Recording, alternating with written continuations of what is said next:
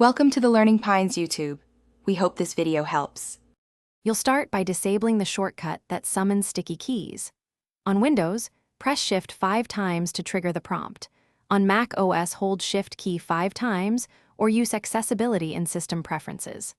Once the prompt appears, choose to turn it off and then open Accessibility/Ease of Access to ensure the setting won't reactivate.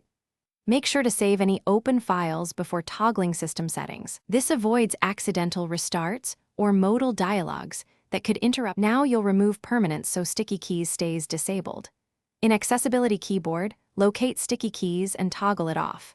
On Windows, go to Ease of Access keyboard and turn off, press one key at a time, plus the Allow shortcut option.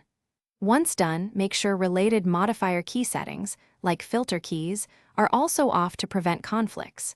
If you use an enterprise-managed device, verify group policies or MDM profiles aren't reapplying the setting. Finish by restarting and testing so the change sticks.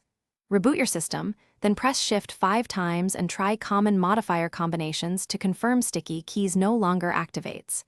If the feature reappears, check keyboard drivers and firmware, any third-party accessibility utilities, and user profiles or group policies that might restore it. One key troubleshooting tip: create a new local user account and test there. If it's gone, the issue is in your profile settings rather than system-wide. Thanks for watching. Consider subscribing if we helped you.